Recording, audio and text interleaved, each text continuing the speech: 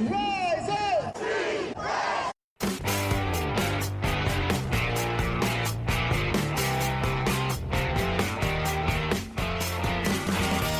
This is the Rise Up See Red podcast, all about the Arizona Cardinals and the NFL, featuring insider and outsider perspectives. Enjoy the best hour of Cardinals talk on the web.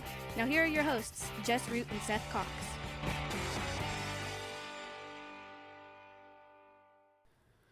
Hello, Arizona Cardinals fans, and welcome to the latest edition of the Rise Up See Red podcast. It's been a little while. This is episode 358. I'm your host, Jess Root, from CardsWire.com, the Arizona Cardinals site from the USA Today NFL Wire. Normally, we would have Seth Cox on as the co-host. However, he is vacationing, and so we do get a treat. A special guest from us tonight, I'm recording on a Tuesday night, is Blake Murphy, contributor over at RevengeOfTheBirds.com, and also one of the host of the Revenge of the Birds podcast. So it's kind of a crossover episode like we had at one point last year. Blake, nice to have you on. We had that on hiatus a little bit because of, the slow part of the offseason, graduations, and I was out of the country, but we finally have some real kind of stuff coming out because we've wrapped up OTAs. Minicamp, mandatory minicamps began on Tuesday, and we are officially at the end of the offseason. So the Cardinals will have another practice on Wednesday, which by the time you hear this will have already happened, and then they will be off until training camp. So, well, first of all, thanks for filling in for Seth, Blake. It's a pleasure to have you on. I mean, we talk often in our group chat, in our group text that we've got, but how are things going for you?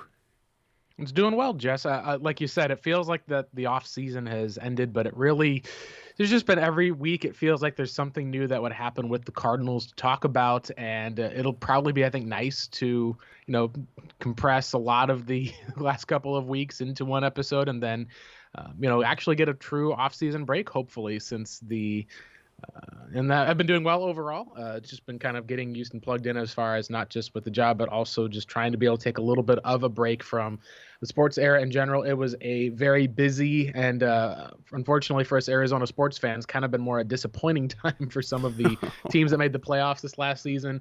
Taking a little step away from all of that, I think, is always good for the soul. Absolutely. So let's go ahead and get started with the show. What we have is kind of the wrap-up, the off-season wrap-up show, and we've got some major topics to discuss. One is that of Rodney Hudson and his absence. We're going to talk about Kyler Murray and the deal that could be coming, the deal that could be coming, the fact that he showed up to a little bit of OTAs and also for minicamp. We saw Isaiah Simmons practicing at safety. Zaven Collins made some comments that maybe raised some eyebrows, and we'll talk a little bit about moves that the Cardinals might still need to make, off-season winners and losers, and kind of address the cornerback position as well. So let's go ahead and start with Rodney Hudson. So the big news that came out of minicamp on Tuesday was the fact that Rodney Hudson was not present. And I noticed when I was there at practice, you didn't have Rodney Hudson, you didn't have Max Williams, you didn't have Zach Allen. Now, the thing that we knew, Max is rehabbing after his knee injury. Zach Allen is still recovering from ankle. He probably had ankle surgery after the season. But then Hudson was the interesting one because Cliff Kingsbury said they're working through some stuff. He was asked directly if it was excused. It is not. What's the level of concern that you have with no Rodney Hudson in mandatory minicamp? I think it starts with when you look at players and the age for the most part with Arizona, that's kind of, I think, the thing you look for with Hudson. He's an older center. You traded for a 32-year-old last season, giving up a third-round pick. I think really ultimately the thing is, at least whenever there's an issue or problem, you always want to break down, well, what's the cause? Last year, obviously, Malcolm Butler at least had a bit of a tizzy with the Cardinals, but it was, from what we can tell, that he wasn't going to necessarily be guaranteed a starting position for the team. You also look at least at how most of the other players, when they don't show up, it's contract related. Well, Rodney Hudson had gotten a nice extension. 3 years, $30 million. 3 years, $30 million. He's got a $10 million base salary this year. So you're talking at least about, it's not like that there's, pushing for more money or that it's too cheap for the most part. He's still under contract for next year, and Cardinals with the restructuring are going to push a little bit of cap money down the road. And it's not like it's a long-term, 6 or 7 year deal where he won't get to hit free agency. Like, he's at least going to be able to hit a chance at 34, 35, I think you should say, to be able to go back and to be able to, if he wants to keep playing, there are teams that are always going to be willing to do that. So when it comes down to then, is it something in his personal life, something with the team, or is it simply an area of looking at him as an older player and essentially looking at other older players the Cardinals have had? The one that comes to mind is Larry Fitzgerald, who essentially would not be on the field unless he was, for the most part, required to be, and even still would, be having excused from practice 2 or 3 days a week. I think it's probably going to be one or the other at this point. Of either maybe you look at he just had a daughter. You can also, I think, just look at just his play last year. For the most part, I know a lot of people don't read into the PFF grades, and I think for the most part, the impact that Hudson made in a lot of ways, I think, was not necessarily seen as like an all-pro on the field, but more just the mental aptitude that he brought of being able to be in the right place at the right time. He still suffered with injuries. He ended up having COVID, went on the COVID list, missed, I think, a couple games at least at center. Maybe that all is kind of weighing on him as far as just coming on for retirement, and maybe all of that still is true, and he's just wanting to kind of take a little bit of extra time away from the facility. I think that the reason why you would be concerned ultimately is it makes the Cardinals off-season, reported moves make a little bit more sense as far as maybe why they were looking so heavily at interior offensive linemen in the early rounds of the NFL draft. Right. So the first thing that comes, like, when I got texts from a few people, like, my gosh, is he retiring? Maybe. That might be a possibility. The other thing is, and Kelvin Beachum was on the radio today on Tuesday, and Beachum it was some comments that he made that he was taking care of his family. He just had a kid. He's also got another, so I guess he's got 2 young kids, and he's being a father, which leads me to think, so maybe he is considering retirement. Or maybe it's simply, as a veteran in the league, he doesn't want to be part of the offseason program. He doesn't need it. He's been playing long enough. Basically they did the same thing last year. If you recall, last year, players basically forced teams to cut down their offseason programs. The Cardinals were all set to have their 10 OTA practices and 3 minicamp practices. And when the NFLPA was kind of stepping in and the Cardinals, as their players came together, they condensed that down and said, okay, we're going to have 3 OTAs, and I think there's just 2 days of mini camp, and they were going to do that consecutively, and that's when they got some decent participation. It might simply be he wants to give his body more time, and it's clearly something that the team isn't thrilled about because they didn't excuse him, which means he's going to be subject to as much as up to $90,000 in fines. But since they haven't made any moves at center yet, it leads me to believe that they anticipate ultimately that he will report to camp. But it does make it more interesting that perhaps that they thought this was a possibility, because if we look back at draft night in round 1, now obviously they traded their pick for Marquise Brown. But John Gambadoro here locally reported that had they kept the pick, that their pick would have been Tyler Linderbaum, the center. And then in the second round, and through a number of sources, including their Cardinals flight plan, had they not... So it came down to 2 players in the second round. And Trey McBride was not their first pick. The one that they wanted was Nebraska center Cam Jurgens. And everyone around the team were like, why would they be drafting a center when they've got Rodney Hudson? It makes a lot more sense now. Kelvin Beachum made it sound like things will get sorted out in the next couple of weeks. It'd be interesting to say if they're going to sort it out in the next couple of weeks, whether that means retirement or ultimately the team's going to decide, all right, you're all good. Just come to camp healthy, and we'll go from there. And we'll have a plan for you so that you save your body, because Hudson did break down over the course of the season with the injuries and the COVID. Now, COVID, that was just whatever, dealing with that across the team and across the league. But, yeah, I don't know what to think about that. So, aside from, let's think about this now. So if there is no Hudson, the Cardinals look highly unprepared for the coming season. We know that Billy Price was in for a workout but hasn't signed. Sean Harlow has been the guy getting snaps. Justin Pugh has also been getting snaps, as has rookie Lacita Smith, the guy that drafted in the 6th round. What if Hudson decides to retire? What do you think the Cardinals should do? Yeah, that's a tough area for the most part, because, like you said, it feels like, maybe there's some people have a bit of regret just from looking at the draft year and being able to bring in someone who's a center. But even with the idea of, if you take it, let's say you go down that rabbit hole, if you take a Tyler Linderbaum, if you I think let's say that you end up making a move to get a Cam Jurgens, they're probably not going to be starting year one for the most part if there's going to be a capable player who's a veteran on the roster, just with part of the mentality that we've seen from the Cardinals offensive line coach. We've really not seen them. That's the thing. They don't have a capable veteran behind Hudson. And that's where I think it becomes tricky. So then you're going to say, you're going to look to the free agent market. It is interesting that before the draft, Michael Bidwell did talk about how he felt like that there was going to be not just the draft of bringing players in, but also throughout the rest of the offseason, such as with like June, July. And the Cardinals do have, at least obviously, a bit of cap space that they've got currently available due to the Jordan Phillips post-June 1st release. They have the ability, if they extend some players, to get a bid in. I think what they should look at for the most part is probably a combination of looking at free agency if you need to. Now, the biggest thing obviously is, as we've seen with the Cardinals, a lot of times they'll have those time signs and they'll wait to see what the status is of some of those young players and other guys are in camp.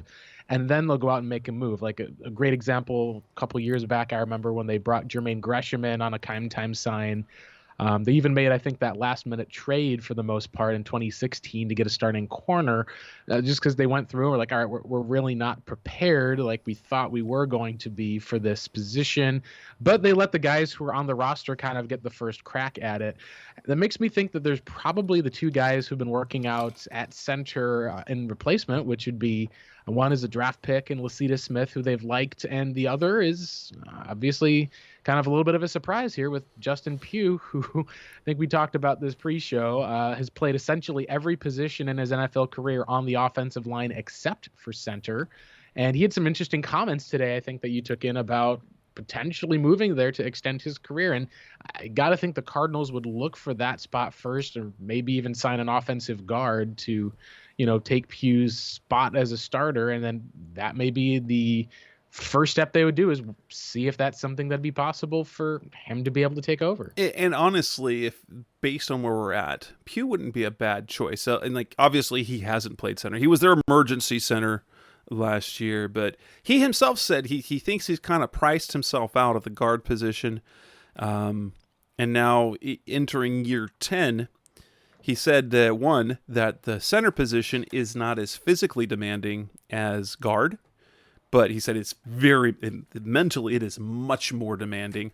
The one thing we know about Pugh, he is a very smart player. He's been in the league a long time. He's one of the smartest guys on the offensive line. He did a good job last year. Cliff said he probably had his best year of his career last year.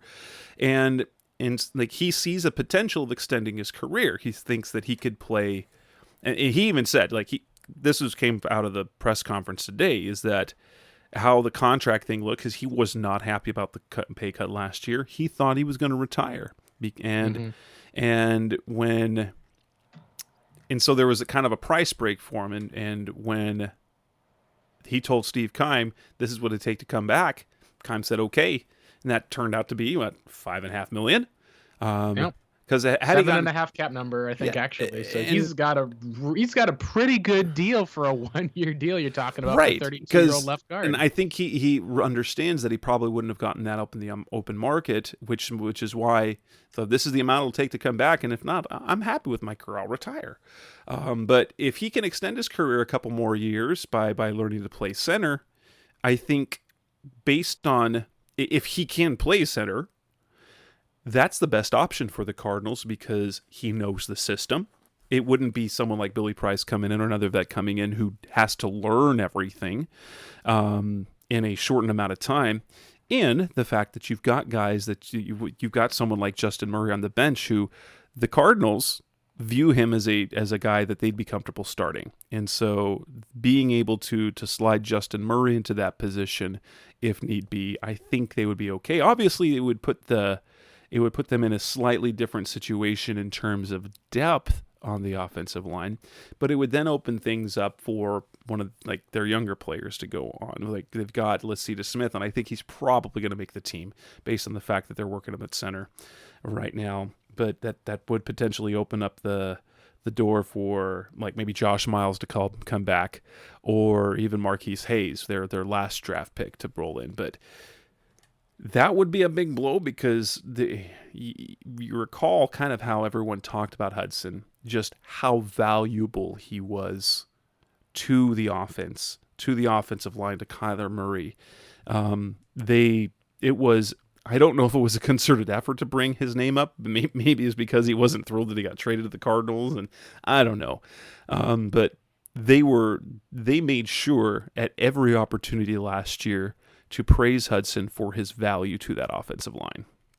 Absolutely. And I think you could see it too in some of the games. Obviously, the injury that took place in the Niners game, the Cardinals were able to get by, were still undefeated. But I think back to like the first game of the year, the Titans game, Titans had an all-out blitz.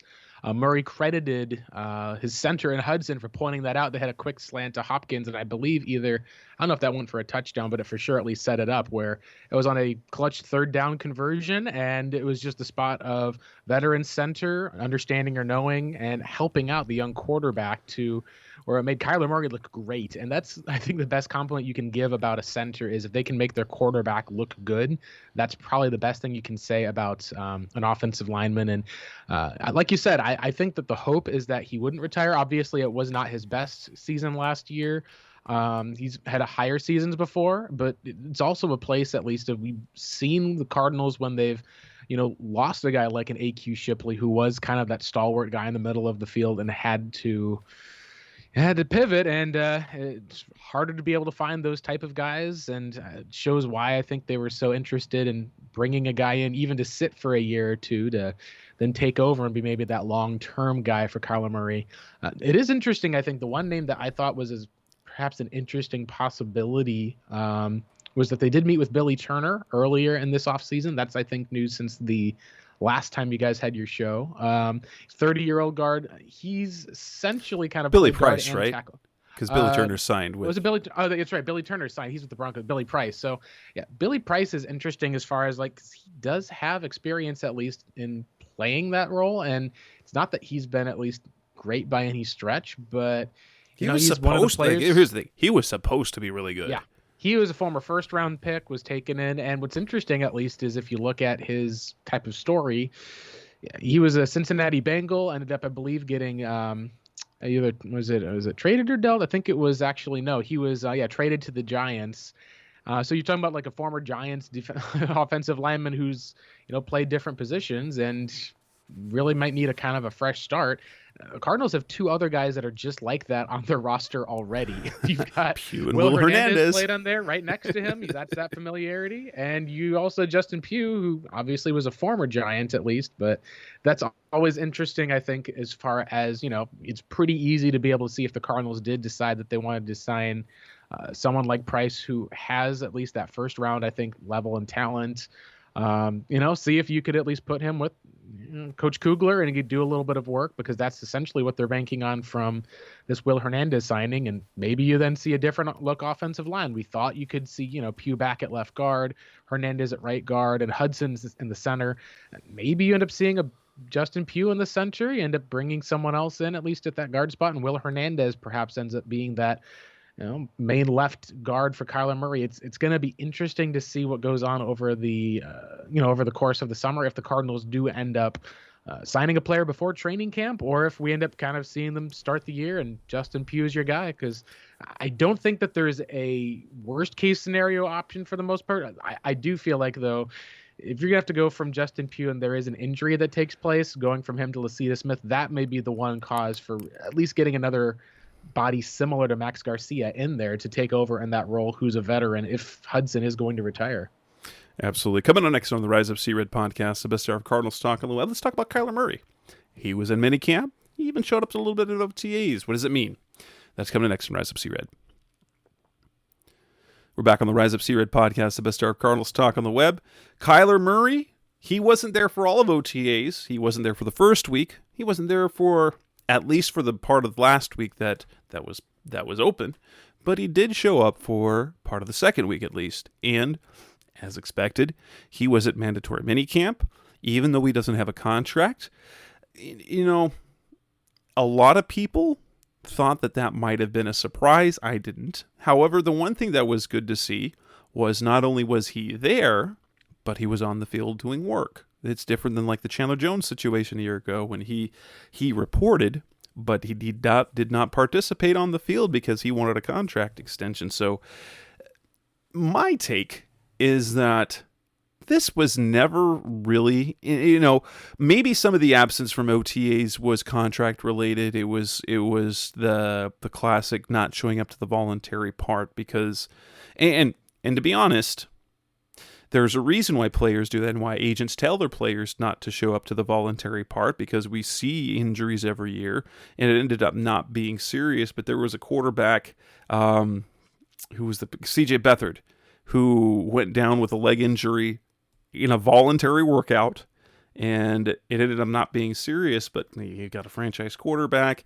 you've got a quarterback in your contract talks. Anytime injuries happen, that affects negotiation. So I never thought that I never felt like the talk of Kyler not showing up was going to, because he doesn't have a new deal, I felt like it was overblown. I always felt that he was going to be here. But Cliff did say today, and it was interesting because he really wants Kyler to get that deal done, because he wants him there on day one of training camp. And we're like, wait, you think he wouldn't, you don't know if he'd be in training camp? Like, I don't know, but that's what I want him to be there, and I don't want him to have to worry about that. Cliff also has made it sound like we're about to give him, he's like, wait, does that mean a contract is imminent? What we're about to give him might mean next week, next month. But I wasn't ever overly concerned, because ultimately Kyler wants to win, and you can't win when you don't play. Right. And I think also the other area, like you said, of why it's been overblown is partially just because the expectations for quarterback are just a lot heavier than they are for other players. And then when you've had an off season that's been kind of tumultuous, you focus on, Kyler Murray's not there at OTAs. Everyone's focusing on other that, players not at OTAs. Oh, yeah. Nick Bosa, Deebo Samuel, DK Metcalf, who was also an unexcused absence from mandatory minicamp. Lamar Jackson showed up for minicamp but wasn't part of OT. There are players all over the league who did not show up for the voluntary part of the offseason, and it appears only Kyler and Lamar are the divas in the NFL. Oh gosh, yeah, and both of those guys were there for the most part. And what's interesting, like you said, is it seems like it was expected that Kyler would be there, and some people said, oh, there's maybe some surprise that Lamar had showed up, but there was not really any type of talk even for the Cardinals players about how DJ Humphries hadn't been there for the OTAs. Rodney Hudson hasn't been there at all. Yeah, Rodney Hudson hasn't been there at all. But even like Marquise Brown was not there, and the Cardinals had just traded for him. You'd think he'd want to be getting together with his teammates, and you find out, oh, well, he was working out with Kyler in Dallas. It's not like that they were just, sitting back there, cracking open a few beers and, getting some Twitch streams on. They were actually working out together, and that connection is going to be crucially important through the first 6 weeks to be able to get up to speed quick, because your offense is going to have to be able to feature that speed, knowing that, you've got AJ Green back another year. You've got Rondale Moore hopefully coming into his own. But really, that Hollywood Brown trade, that you gave up your first round pick for a guy, and part of the reason why you did is because of that connection going back to college and that relationship, and he wasn't there. So I think, like you said, a lot of the areas of just the criticism has so far been overblown. And Kyler, to his credit, he probably could be making up more of a storm about some of this. He's at least gone through with the, what's been expected of being able to go through with the team. He's definitely shown, just from, he always likes to show every year, it seems like, that there's always a new kind of Instagram photo of him getting a little bit more cut or being able to put on a bit more weight. I'll be curious, if he, is able to put on a little bit more body armor or protection, at least, for, not trying to miss some of those games.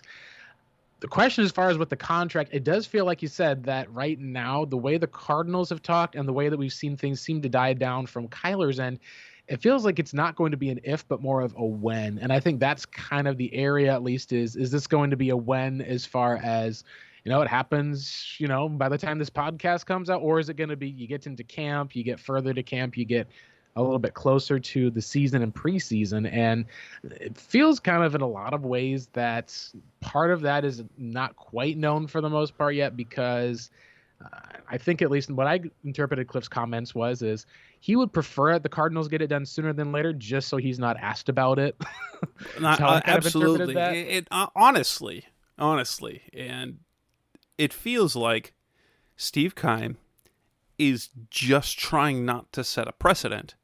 I'm like, if you're going to sign your quarterback long term, why does it matter when it is?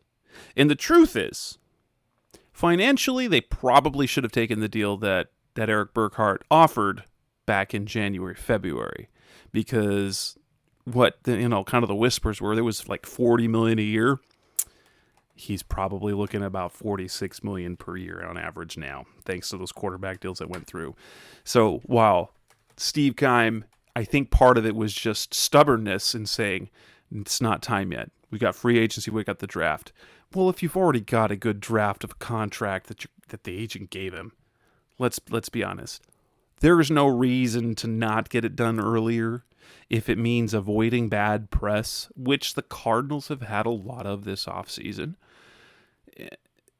I don't understand, other than, hey, everyone else did theirs in July.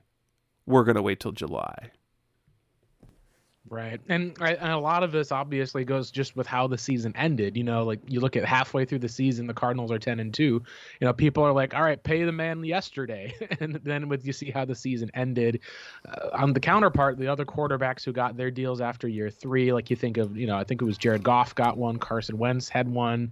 He had been an MVP candidate. They had playoff wins. And that's the biggest difference. It's that they had playoff wins. It'll be interesting as far as the time frame. It does seem like, at least to me, I'd be curious. Kyler turns 24 at the beginning of August. Will he have a deal by then? I think will be a big question, because then you start to get into the preseason games and the rest of the season. I think that, at least at this point, I would expect that there may be something similar to, I think a couple years ago, it was Arians, Palmer, Fitzgerald. They kind of got little 1-year extensions kind of added on for the most part. And I believe they're already in camp at that point. It was just kind of more of a, like you said, it was unprecedented that Kyler would ask for a deal that early, but it also is more of a spot where the other quarterbacks, like you said, had playoff wins. So when they got their deals in July and August, it was more of like considered inevitable. A lot of people have had a lot of debate about whether Kyler should have that contract or not, but at the end of the day, the market value that he has for it, if the Cardinals aren't paying him $46 million, there's another team out there that's more than happy to pay $46 million. That's the way that quarterback play, and I would say even high-level quarterback play goes in the NFL. There's probably more than a dozen teams that would give up 3 first-round picks for Kyler. I mean, we saw Cleveland do it for Deshaun Watson, who was in a hot mess of trouble. Yeah, and give him all that guaranteed money, and Kyler doesn't come with any of that off the field baggage, like zero. He's all ball, and nothing else. Yep, and there's less injury issues, I think, as well too. Like Deshaun's got 2 ACL tears, and they're very similar, I think, at least as far as like, I think if you took Kyler's career and Deshaun's career and flipped one of those around, like as far as win totals, as far as like yards for performance, like being kind of in MVP categories, there's maybe not been essentially the highest elite level like we've seen out of Mahomes or out of Josh Allen, but those two guys, for the most part, at least, are similar. And like you said, the biggest difference, of course, being Kyler off field is not a guy who's going to be, visiting 66 plus different therapists for the most part, or having all sorts of other crazy drama that we're finding out with Watson. So like you said, it is one of those places where I think it'll be, for a lot of Cardinals fans, amidst what's been a really rough offseason, just being able to have some of that security of having Kyler Murray tied to the organization long term will be something that I think fans will see as a relief. And I would expect that deal to happen. I think the question, of course, is it going to be before or after that birthday, or is it, maybe that's a birthday gift that they have planned for Kyler Murray. That would be kind of what I would see as kind of the date. And that would give the GM enough, I guess you could say, we didn't cave too early. We stuck to the precedent. It would at least allow both the Cardinals and Kyler to be able to come away and say that the contract and the time that it was signed was a win. And the one thing, though, is that camp will have started before the start of August. So yep. Cliff won't love that if that ends up being the case. But coming up next on the Rise Up C-Red podcast, the best hour of Cardinals talk on the web, an interesting observation about Isaiah Simmons and potentially a change in his role. That's coming up next on Rise Up C-Red. We're back on the Rise Up C-Red podcast, the best hour of Cardinals talk on the web, and on Tuesday during the open part of practice, when we're looking around, seeing where guys are, I'm checking out to see. I'd noticed that number 9 was not with the linebackers. I'm like, wait, is Simmons not here? No, he was doing drills with the safeties. Something that I wasn't the only one to note, and I know that on one of the other podcasts that we know over at PHNX, that was a big topic on Tuesday on their show. Are they moving Isaiah Simmons to safety where he originally was a defensive back at Clemson? Some wondered whether he would be better at safety than a linebacker. That raised a little bit of concern, or at least raises eyebrows as to how he's going to be used.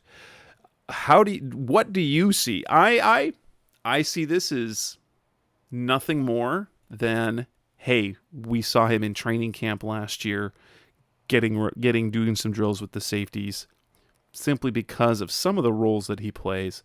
It's good for him to keep sharp on those particular drills. But what are some of the questions that come up with that observation? Yeah, well, it's weird that also that'd be like the first day of mandatory minicamp, and you have a lot of during the open part of practice. So yep. The first thing you're gonna say, hey, Simmons is a safety. Yeah, and that's, I think, what's unique. And, coming out, I think, with the draft, a lot of the, some of the comparisons of just some of the scouting, or even people in the scouting community, saw him as almost like, if you wanted to say that he was like a supersized Tyrann Mathieu as far as how he was used at Clemson. It was a guy that, during the national championship game, slid back and played the safety position when there was an injury, rushed off of the edge. It kind of fit some of that mold of what you would expect for a safety to move around in. But in a lot of the cases, the Cardinals are in a spot where, unless they end up essentially sliding, Nick Vigil right into where Jordan Hicks' role was, or have him and Collins and Hicks there, safety is like the one spot that you at least feel very confident about on the Cardinals defensively, because you've got a Pro Bowler there in Budda Baker. You've got Jalen Thompson, who maybe he ends up playing a little bit more slot corner this year, depending on how their cornerback situation works. But really, you've got those two guys there, and there's probably at least good enough depth for the most part, at least, that you're able to see that it feels a little bit odd, to say the least, but perhaps some of that is simply recognizing that if some of your best skill set is ultimately as a defensive back, maybe there's going to be a few less snaps there at linebacker than we would normally think. Maybe similar to how, Hassan Reddick, when he'd finished his transition to becoming an edge rusher, he ended up playing some coverage snaps off of the line, trying to cover tight ends off the line, trying to use some of that athleticism. I think on one hand, I'd say it's a solid point from Vance Joseph to not simply, stick Isaiah Simmons, say, all right, we're going to take the skinny player who runs a 4-3 and make him the Mike linebacker right here in the middle of the field.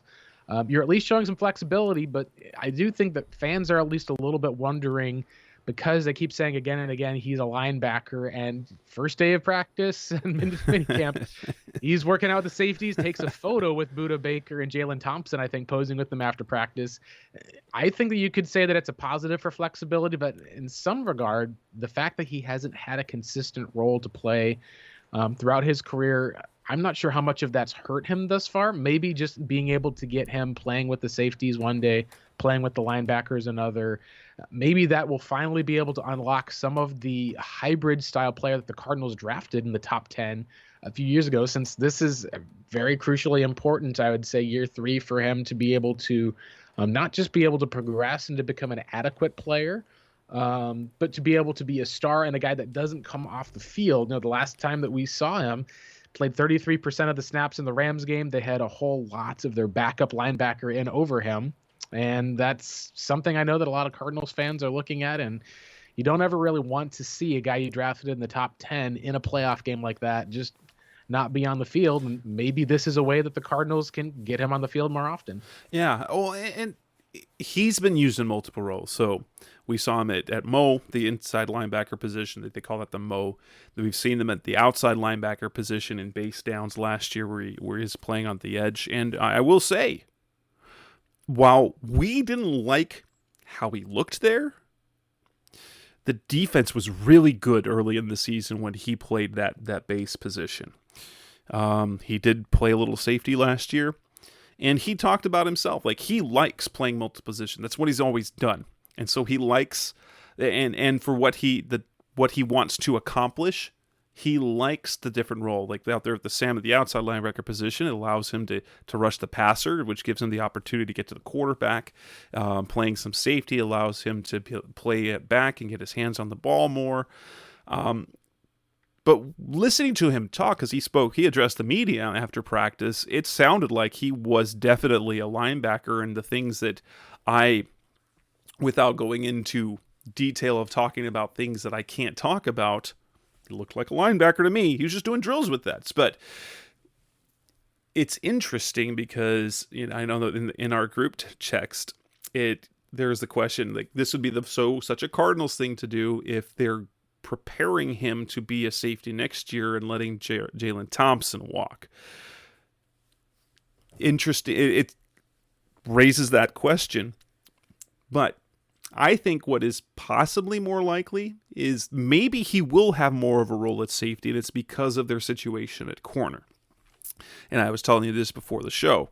So you've got Byron Murphy and you've got Marco Wilson. Obviously, Byron Murphy is better at slot, but if he ends up having to play boundary, they do have options in the slot, because Jalen Thompson can play in the slot. We've seen Budda Baker do it. He's not the best at it. It's not his best role, but he was a full-time slot guy in 2018.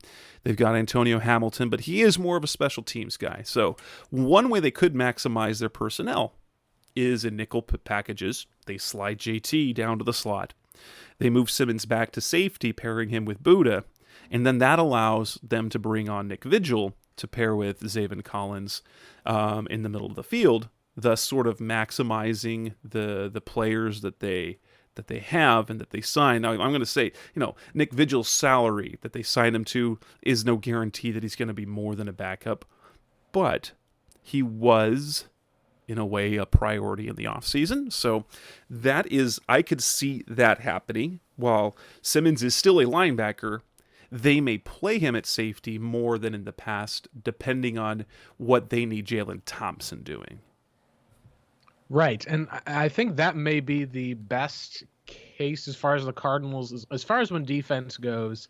I think back to the Seattle Seahawks game that ended the season where the Cardinals were down to like corner 5, corner 6. They actually had Isaiah Simmons back there in coverage a lot, and his flexibility allowed them to be able to at least, cover a bit more. Now, obviously, there was a couple of blown plays that were made at least, and it's hard to, know everything as far as responsibility. But just being able to, like you said, have the capacity of, if you're going to run a hybrid defense, you're going to want to ultimately disguise your looks, where people aren't sure, is Isaiah going to be dropping back into coverage or rushing from the edge, or as Vance Joseph has loved to do, be able to blitz and be able to bring a lot of guys and overload protections. And that's something that may be even more important now that we see with Chandler Jones on a new team, with the Cardinals not really going out and making it a priority to sign and pay a high-end edge rusher. Maybe we end up seeing them in a spot where Isaiah Simmons will have to take on a lot more responsibility in coverage, just knowing that you're going to be able to have to use him all over the field like that type of a chess piece. And you can't just, put Isaiah Simmons as an edge rusher and have him go at it for the most part, because that's just not the way that Vance's defense works. I think I even joked I think it was like in hindsight, wondered in our group chat if, all right, maybe the Cardinals could look at, what if it's Jalen that they're looking to pay, the younger guy? And then I looked up and remembered that Budda Baker's only 26 years old. It's like, okay, I know that they're keeping him for a long time. He's still a really young guy in the prime of his career. So it is interesting to see that they're playing that often. And, the easy comparison that I thought of, at least, that was interesting, but the Cardinals previously had a similar defensive mindset where, they had three safeties in the Todd Bowles era on the field for a lot of the snaps, for the most part, back when Tony Jefferson played some of that hybrid role. You wonder if, and that was because of Tyrann Mathieu, because they had him playing the slot. And they had him playing the slot, and so maybe end up looking in a position where, all right, like, this is the place that I think we talked about we could see. You take Jalen Thompson as a safety, you move him down into the slot. Suddenly now you actually have Byron, you've got Marco, and you've got Jalen Thompson at least. Obviously, the Cardinals would probably be well due to bring in another veteran defensive back, but you could probably make that work as far as having Isaiah be one of those other safety roles, being able to kind of play with his size. Obviously, he's able to take on running backs, watch quarterbacks, and then you've got Budda Baker manning the middle of the field with that closing speed. That may be one of those places where it may not be optimal for the Cardinals, but I could 100% see that working, where you're then able to have, your two best cornerbacks be able to man the outside, and a guy who can play the slot effectively being able to be in that spot. It's not optimal, but it would be functional, I think, for Arizona to be able to do. Coming in next on the Rise Up See Red podcast, special for Cardinals Talk on the Web, let's talk a little bit about Zaven Collins, who spoke to the media last week. Has kind of interesting comments. That's coming next on Rise Up See Red. We're back on the Rise Up See Red podcast, the best hour of Cardinals Talk on the Web. Zaven Collins, all eyes are on the second-year linebacker, as he was drafted a year ago to be the week one starting Mike linebacker replacing Jordan Hicks, and it never happened. Jordan Hicks had a solid year. He made it so that Zaven couldn't crack the lineup, but they cut Hicks, and Hicks went on to sign with the Minnesota Vikings, and so the job is now Zaven's to lose. But he did make it sound like his role isn't set. He's obviously, I can say this, what I know, he has been working at Mike. He's been working at that Jordan Hicks position. He's been calling plays, been lining guys up. That was something that Isaiah talked about on Tuesday. But when Zaven said, we've been doing a lot of things, whether I'm in the middle or whether I'm somewhere in the middle, not calling it, it's kind of an interesting, because that was the role he had last year. So he ended up being the third inside linebacker, at least early in the year, and then was overtaken by Tanner Vallejo, where he was the third inside backer for particular roles, basically when they used Simmons at the Sam. And so he wasn't asked to do any play calling. Leave that comment that he basically said that it's going to come down to camp, is we're doing a lot of things. Don't know exactly whether it's going to be this or this, but they'll have to go in the training camp. It raised some question because they drafted him to be a Mike. That's what he played in college, and it's casting some doubt. Is there any level of concern that you have that he's not going to be ready to fill that role this year? Yeah, I think a lot of it comes down to, he was more of a raw player coming out of a small school, but he really seemed to have not just the instincts you could see in a Mike and the size especially, but there was a lot of questions coming out. People wondered, because he lined up in multiple places for Tulsa, like, he had a lot of people who said they thought that he was more of a stand-up 4-3 edge rusher. And we did see, as far as last year, that he played the majority of his snaps in the box. He played a lot of snaps on special teams, but he also played about 40 to 50 or so snaps on the defensive line, and that was kind of how he ended the season, was as an edge rusher. Now, although that was COVID related, injury related, more than anything else, they needed bodies because exactly. When he played, it was very little. There was still Victor Dimukeje was getting more playing time than he was there. Right, exactly, and some of that, like you said, I think comes into the first year and how it worked out. Part of the reason why I think it didn't work out as well was just with some of the injuries that he said he took on. He's a physical player. He ended up having injuries and ultimately said that he had issues in practice. He had bad practices. He didn't have good practices. They have MEs or mental errors. And if there's one thing that we've really seen with Vance Joseph as a defensive coordinator, when guys have mental errors, he just does not trust them. Like Isaiah Simmons, mental error, week 1 of that 2020 season, boom, he gets pulled and doesn't see the field for a long period of time. And there's a reason for that. And Billy Davis talked about it once on a radio interview. He said, while they want to play, you don't want to be out there and making mistakes because then you feel bad and then your teammates get mad at you. And it's really a bad situation. So if you have someone who's not making mistakes, it's better for the whole team to give that other guy the opportunity. And I know that there was I can't remember when it was, but I was reading an article that came out at some point, and the Cardinals really like Tanner Vallejo. He's smart.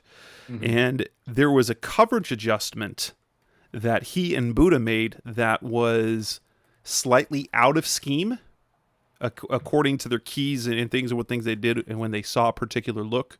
But Tanner Vallejo made that adjustment with Buddha to make it work. And that's something you wouldn't have gotten from Zaven.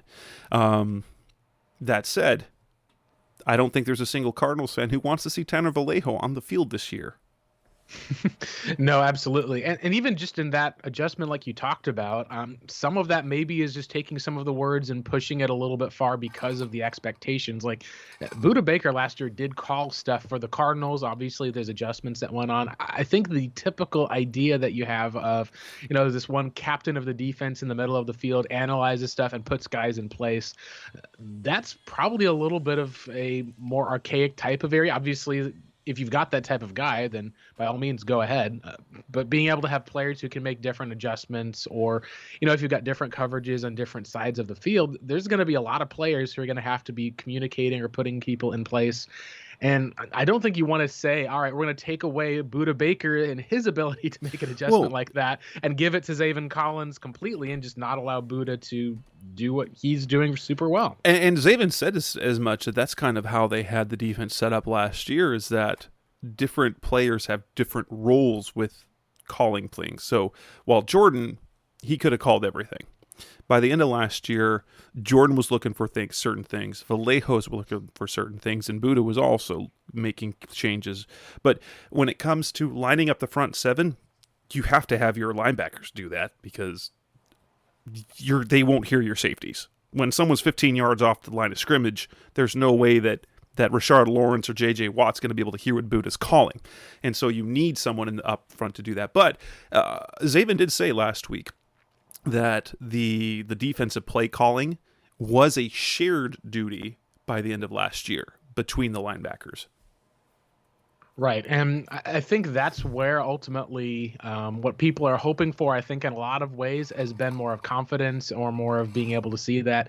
In some case, you always want to make sure that matches the player for the most part. If Collins is a guy who's upfront and honest, and that's probably something that's good about how he's learning, or even said that he had struggles and issues last year. I think that's one of the avenues for the most part that when you're coming into year 2, and I remember this back in the day of just because a player ends up being on the field for a lot of snaps or not, it doesn't necessarily mean that, there is a success or that they knew what they were doing. I remember David Johnson coming off of an incredible rookie season, went into year 2 and it's like, oh, I finally know what to do in pass protection now. And you're like, so you went an entire season essentially not knowing what you were doing in a lot of the cases, unless it was specifically pointed out. And that's, I think, the rookie learning curve. And it's part of a learning curve, I think, that just ends up going across the board. Like when you're a freshman in college, when you're, a player who's learning stuff in high school, going from JV to varsity, there's always, I think, a learning curve that comes in. And for a guy out of a small school in Tulsa who ended up being a first-round pick, I think that learning curve was a lot steeper, and probably steeper than Cardinals GM Steve Keim anticipated, because if Steve Keim doesn't make that comment, or even is so strong as to say that Jordan Hicks will not get a chance to compete for that job, I don't think people are batting an eye for the most part about with what Collins having, a typical rookie season last year. I think that the expectations that were set for him were just a little bit too high for ultimately maybe what he was capable of doing in that moment. Coming up next on the Rise Up Seared podcast, the best hour of Cardinals talk on the web. Let's close out the show and kind of cover a number of things. Winners and losers in the offseason for the Cardinals. Moves that they still need to make. What do they need to do at cornerback? That's coming up next on Rise Up Seared. We're back on the Rise Up Seared podcast, the best hour of Cardinals talk on the web. It's an interesting thing because I will say this, as opposed to Steve Wilkes and Bruce Arians, Cliff Kingsbury has never been one to really openly praise individual players, and he definitely doesn't criticize them publicly. However, one player stands out as Cliff, not being asked specifically about this player, has given 3 times in the last week and a half very high praise to Eno Benjamin for the way he's come to the offseason. Even today, he even said he looks like a starting running back. I cannot think, considering Cliff didn't know if he was going to make the team his rookie year. He did some nice things last year, and I'm almost ready to buy the hype. I'm almost ready to buy it because guess what? Cardinals fans love Eno. He comes already with a fan base because he played at Arizona State. He was a pretty good player at ASU. And he's got a skill set that will remind you a little bit of a Chase Edmonds. It really feels like he is taking on that mentality that Chase had, because whether it was Steve Wilkes or Cliff Kingsbury, Chase Edmonds earned playing time. And Eno might be in that situation this year. And I'm very excited to see it. They still brought in Darrell Williams, and I'm very interested to see, because I wasn't, even as a couple of weeks ago when I did my 53-man projection, like 53-man roster projection in June, or May and June, it's ridiculous. Yes, it is. I felt Eno still might be the odd man out, but the way Cliff's talking about him, he's going to be a force that might push himself into the alignment the way Chase Edmonds did a couple years ago. Right, and that's one of the things that, like you said, was when the Cardinals drafted, Keontae Ingram in the 6th round, a lot of people looked at James Conner as the starter and looked past it and were like, all right, he's a big back, he can catch passes, and Eno is a 7th-round pick who didn't play a whole lot. Maybe this is going to be the move, but to be able to see that, and I think this is something that you can give Arizona State fans credit of being able to see some of not just the tenacity, the work ethic. Some of what I think Eno has done ultimately is put himself in a position where the coach is sharing about him, and it's not like he's being asked about him, like you said. I think that the thing that you look for as a huge positive would be if you look at how Chase Edmonds and James Conner essentially had, separate roles, but as far as where they were both equally important to the team. Where James, you could understand where Chase would be the guy on 3rd down, being able to go out used as a receiver, being able to get kind of these zone carries where he would be able to use that athleticism inside. And when it's 3rd and 1, you bring in James Conner, he's going to pick up 3 yards right up the middle. And it was later in the season when we saw Chase get hurt that James Conner really showed off the passing skills. So I think that what you're talking about is if you see how James Conner got a little bit overworked, and Cliff Kingsbury even admitted as much, perhaps that means that they're going to be handing off the ball a lot more to Eno Benjamin than we think. It'll be interesting to see, though. I do anticipate if I have to predict how the usage, I'm going to look at 2020 with Kenyon Drake and Chase Edmonds. I think it'll be closer to that, because last year Chase was the guy and James was the guy. Entering this year, James is definitely the guy the way Kenyon came in, and Chase kind of built his role little by little over the course of the year. Right. And James, even I think, like you said, he kind of ended up earning that spot for the most part, where Cardinals fans were like, all right, here's your big back. You're going to sign your change of pace. And he made himself an invaluable part of the offense right from the get-go. So it's encouraging to hear, that Eno Benjamin may be kind of taking that step forward, similar to how, like you said, Chase Edmonds, he was drafted in 2018 by the Cardinals. And in 2020, that was kind of when he showed off and was able to be that type of a, dynamic player that essentially got the reins for the Cardinals job in 2021.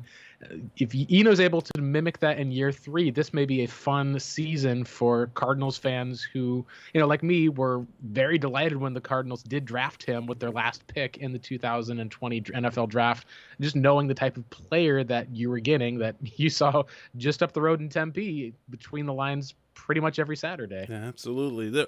Do you see, like, from what we've heard, now granted, it's harder now. I will say this, it is harder to get standouts because OTAs and minicamp look different than they did 3 years ago. Traditionally, you would see a lot more 11 on 11, 7 on 7 stuff, but with the COVID stuff in 2020, where you took away the offseason, the NFLPA really kind of pushing back, I think Cliff Kingsbury has changed, and he has, because they do very little. So OTAs is almost all drills, very little player-on-player type stuff. And minicamp, which used to be a ton of 11 on 11, that it looked a lot like a training camp practice without pads. There was very little of that.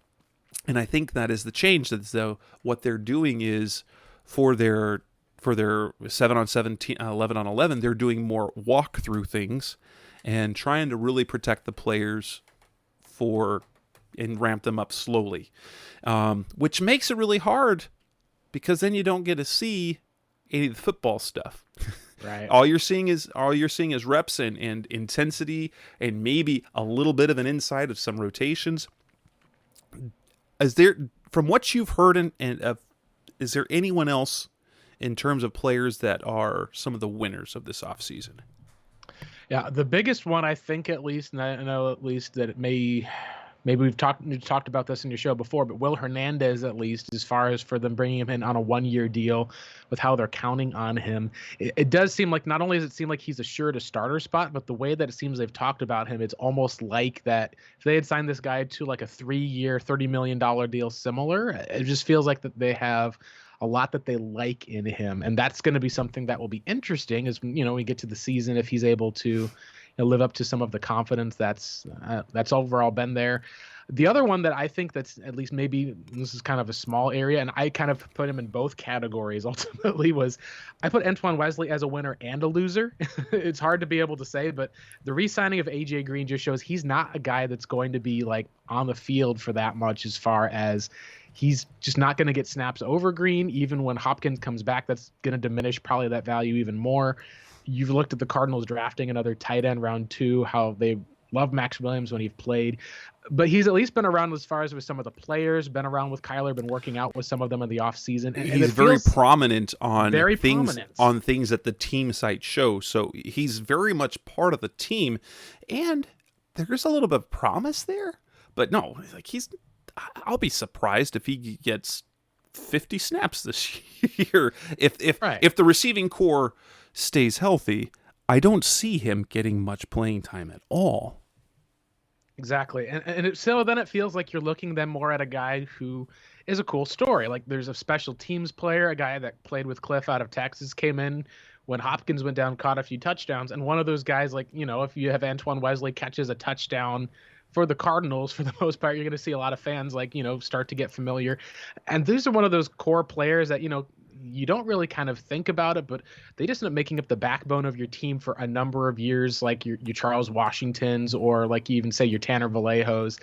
It seems like that he's been one of those guys that maybe just kind of ends up being one of the glue guys that never ends up, fully being something that you end up, a lot of people look at the size and the height and want him to be more than he is.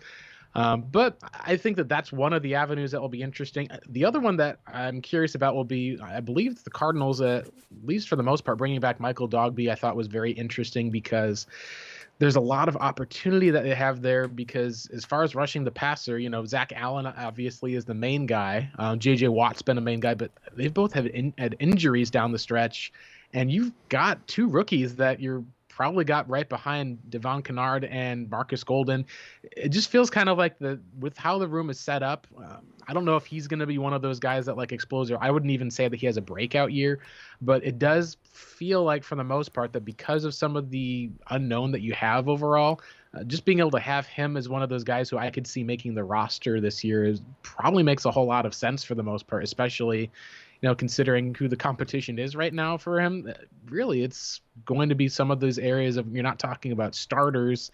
You kind of know who those guys are. It's going to be maybe like the back end of the roster trying to figure out some of those guys who will stick and some of those guys who, maybe moved on from, because there's not really any guarantee, but it's hard to see, one of, Jonathan Ward, Darrell Williams, and their 6th round pick, Keontae Ingram, all making the roster this year, because you've got, being talked up by Cliff. That's going to make it pretty difficult, I think, at least to argue for keeping 5 running backs. Right.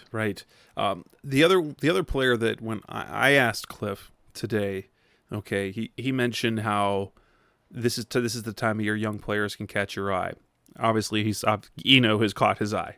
Asked if there's anyone else. He mentioned Rondale Moore, and maybe this was simply because he didn't want to talk up any of the other younger players yet, but he's liked what he's seen from Rondale this offseason in terms of an expanded role where he's going to be running down the field more. Like some of the stats that we saw from last year, like his average depth of target was ridiculous. Wasn't it like negative? So behind the line of scrimmage was the average spot where he got his receptions last year, and he had 54 catches, so he got the ball a pretty decent amount, but it was all behind the line of scrimmage. We're going to see a lot more of that. We're going to see a lot less of that and a lot more of Rondale doing other things, kind of playing exactly what Christian Kirk did in the type of routes that he ran. In terms of the losers of the offseason, and I wouldn't consider him a loser just in public persona. I think if there's one person this offseason that has taken a hit, it is Kyler Murray, and it's unfair, honestly, because of the type of things that are because he doesn't act like the quarterbacks. He doesn't act like Carson Palmer. He doesn't act like Kurt Warner. But because of because of how the season ended, because of that absolutely atrocious report that came out of the front office, and then what his agent did, has really, sadly, soured many fans on this young quarterback who is already a top 3 quarterback in franchise history, pretty much. Right. And it's been one of the things of you never like to have these types of contract disputes, and you especially don't like to see them at the quarterback position. Fortunately, I think the Cardinals are in a spot of, like you've talked about, of you see how Kyler wants to win, about how he's there with teammates working out. Also, I think what's interesting is seeing, some of the, being more involved around going like to teammate events or having other places. It just kind of feels like, there was some distance that had been there before that, guys like Chandler Jones were trying to make up for in some regard. And at least it feels like for the most part that it's that perception that's always going to dig back into where people will, if Kyler Murray goes out, it has a 3 interception game.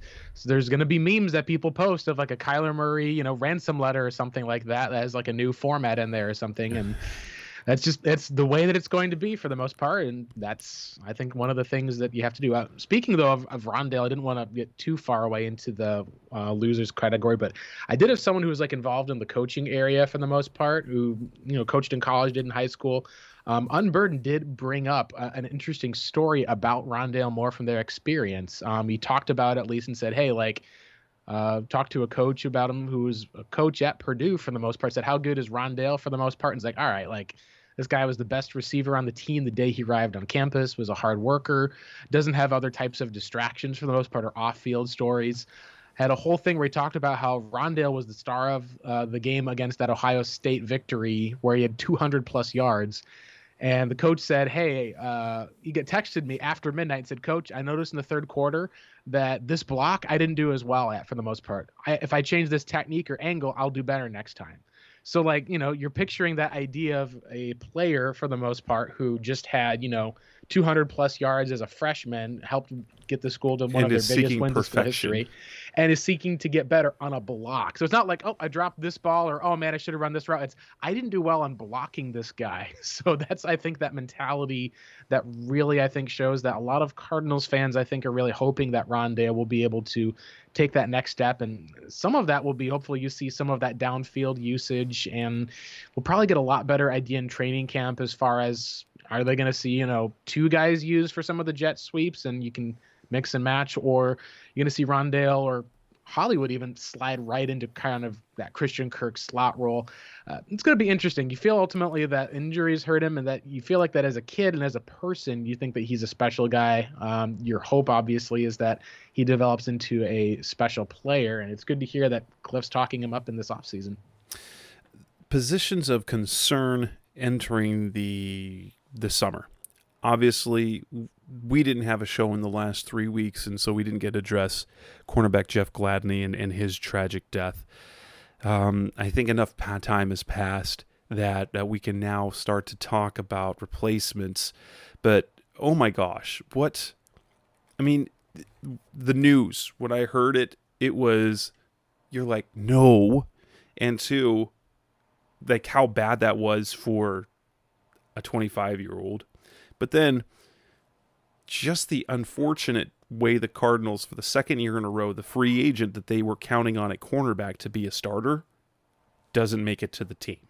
And aside from that's the football side, obviously it's a tragedy for anyone who knows Jeff, the Cardinals players who briefly knew him. Jalen Reagor, I know, was really broken about, former teammate at TCU. Mm-hmm. Had a nice service with a bunch of Vikings. I think I saw, a purple casket that really kind of gave it a nice touch, as he spent the one season with Minnesota before he had the TCU is where that came from too, because he was a Horned Frog. That's true. Purple. So That's it was true. It was a purple, they went both ways. Connection. Yeah, they went both ways. So that was a nice touch.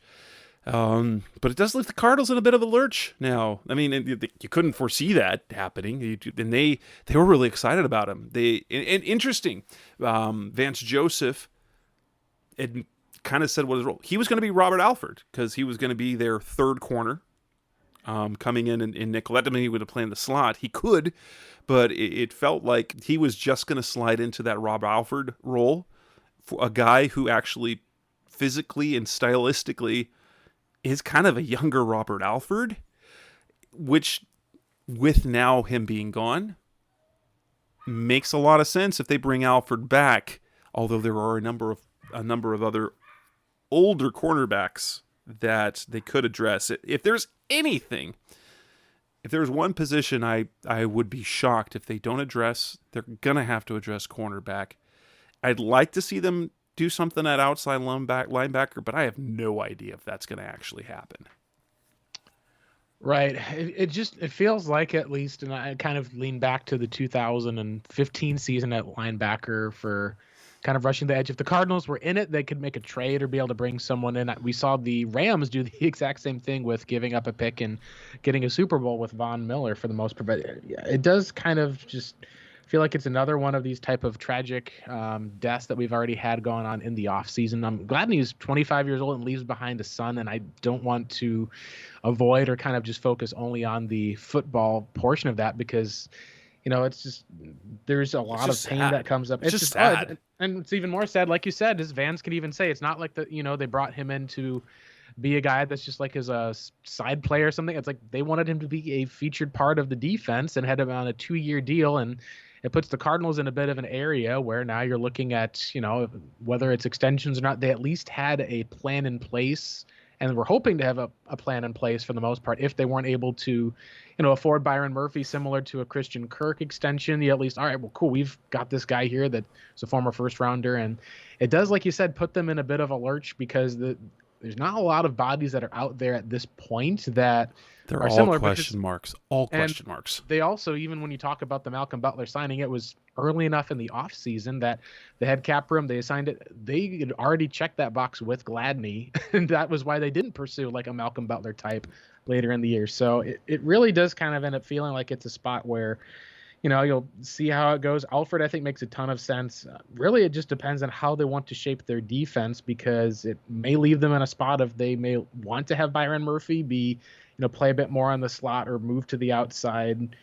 He may have to kind of play some of that Alford role, and you have to go out and bring in a guy who isn't quite as flexible on the defensive side or gets pulled out. And, each of those guys, like you said, all have question marks, and really is just going to put, I think, a lot of pressure on Vance Joseph, as if there wasn't enough already. He's going to have to essentially, and what's sad about this too, I think, is it's not even just essentially the player that you take off, but, it's the person as well, the attitude that you have of the team and the friends. It's very different from a player who's lost to an injury, because you still have the places and the connections. Like, he's still in the building. He's rehabbing. Still there. Max Williams, he, I think, at least for the most part, would talk with other players, and Zaven Collins would still says he texts to this day with Jordan Hicks, even though he's a Vikings player. So it just ends up being that loss that you feel. And I think that the biggest thing for me, I think, is, if the Cardinals want to go to Robert Alford, and he's kind of put a couple of, more cryptic tweets out there indicating makes it look like he's on the yeah, comeback. He makes it look like he's like, hey, I'm ready to play. Let's go. And it feels like a lot of the areas, I think, for Arizona is going to be, do you kind of have to pull in more of like this 1 year type of Band-Aid scenario that, Robert Alford kind of has been with this 1 year deal for last year? Or are you going to be kind of having to put a precedence on, a cornerback hire for the future? Like, because honestly, if the Cardinals knew that something like this would happen with Jeff Gladney, would they have, potentially, taken a corner with that second, third round pick, or maybe used one of those picks to move up? Or it's all of these places right now. And all you can really kind of do, at least, is say, now that we're done mourning, you have to look at just how, you don't want to go into use expletives, at least, but you kind of are screwed at the position for the most part in the short term, and you're going to have to find a way to adjust. And here's hoping that the Cardinals are able to unlock a gem that can come in and be able to man that spot. And I wouldn't be shocked if that gem is hopefully a healthy Robert Alford, and we'll see who else it might be. All right, and with this, we will end this edition of the Rise Up See Red podcast, episode 358, with a big thanks to Blake Murphy from the Revenge of the Birds podcast. So I am of the belief that there are more than enough podcasts for everyone. So if you listen to this show, you can definitely listen to Blake's show as well. There is plenty of listening content out there that you don't have to only listen to me. So by all means, check out Revenge of the Birds podcast as well. Blake Murphy joining us. I'm not quite sure when the next show will be, as I think it'll probably be, since we're hitting the end of minicamp, we probably won't have a regular show with Seth until our training camp preview, provided that there is some news. If there's a contract extension, that'll probably change things.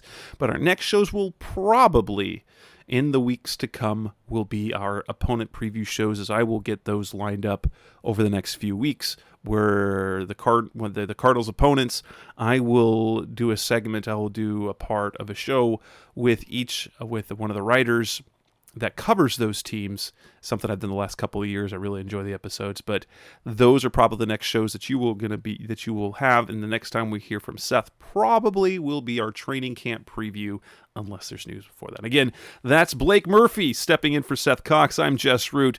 Make sure you check out Blake's show. Make sure you just, if you haven't subscribed to the show yet, come on, let's do it. Thanks for listening, guys. We'll be back again with you guys soon. Thanks for listening to the latest edition of the Rise Up See Red podcast.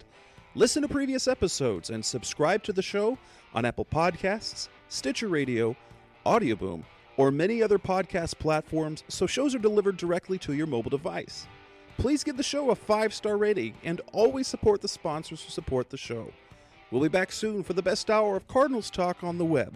Rise up, Red Sea, be Red, See Red, and of course, Rise Up, See Red.